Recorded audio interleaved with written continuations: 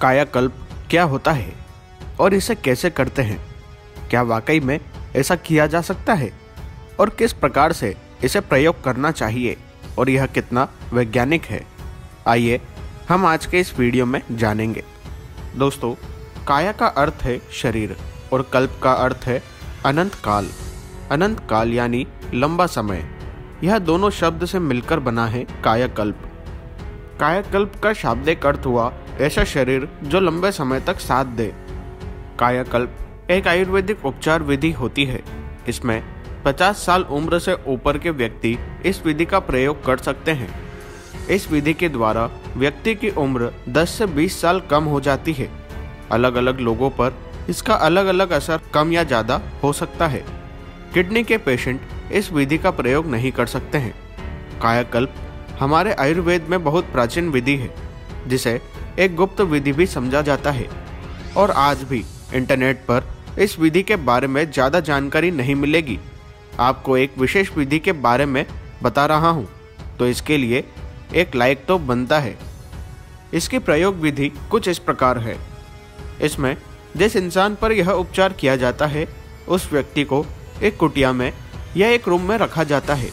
सूर्य प्रकाश इस विधि में वर्जित होता है, यानी सूर्य की एक भी किरण उस व्यक्ति पर 90 दिनों तक नहीं पड़नी चाहिए। इसमें भोजन की मात्रा भी नियंत्रित होती है और सिर्फ शाकाहारी भोजन ही करना रहता है। कायाकल्प एक आयुर्वेदिक ट्रीटमेंट है जिसमें कुल 32 प्रकार की भस्मों का प्रयोग किया जाता है। सभी भस्मों की मात्रा अलग अलग होती है, जिनमें से कुछ भस्मों के नाम हैं हीरा भस्म, स्वर्ण भस्म, मोती भस्म इत्यादि।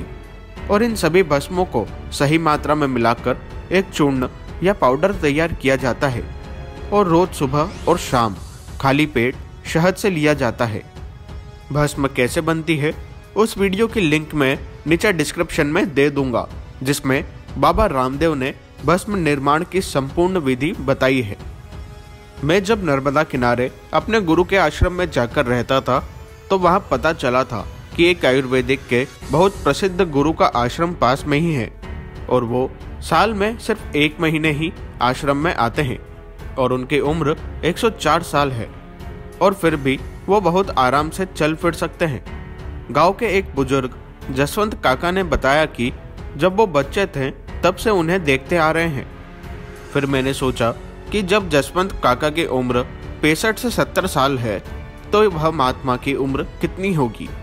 यही जानकर मैंने तुरंत वहां जाने का फैसला किया और जब मैं उन आयुर्वेदिक के गुरु से मिला तो मुझे आश्चर्य हुआ, क्योंकि वे 60-65 से ज़्यादा के नहीं दिख रहे थे। मैं उनके आश्रम में 1 हफ्ते तक रुका। तब उनसे बातों ही बातों में इन सभी विधियों के बारे में जानकारी मिली। तो दोस्तों, इस प्रकार मुझे इन विधियों के बारे में सारी जानकारियाँ प्राप्त हुई थी। उन्होंने यह भी बताया था कि किस प्रकार की भस्म को खाया जाए जिससे कुंडलिनी जागरण और चक्र जागरण हो सके, क्योंकि मैं तो अपने गुरु के आश्रम में ध्यान योग करने जाता था। तो दोस्तों, बहुत सी जानकारी सिर्फ आश्रम में जाकर ही मिलती है। यह एकदम सत्य घटना है। आज लगा इसके बारे में आपको भी जानकारी दे दी जाए। अब बात करते हैं कि क्या फ़ायदे हैं इस कायाकल्प आयुर्वेदिक विधि के। तो सबसे बड़ा फ़ायदा यह है कि आपकी उम्र इस आयुर्वेदिक उपचार से कम हो जाती है।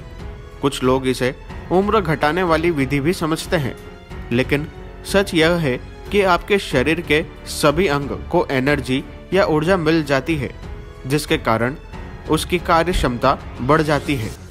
और वैज्ञानिक ढंग से भी अगर इसे देखा जाए तो शरीर में उम्र के साथ जो सेल डिवीज़न कम होने लगते हैं वो सेल डिवीज़न की क्षमता बढ़ जाती है और नए सेल जल्दी बनने लगते हैं। अब बात कर लेते हैं कि कौन इन भस्मों का या कायाकल्प विधि का प्रयोग कर सकता है।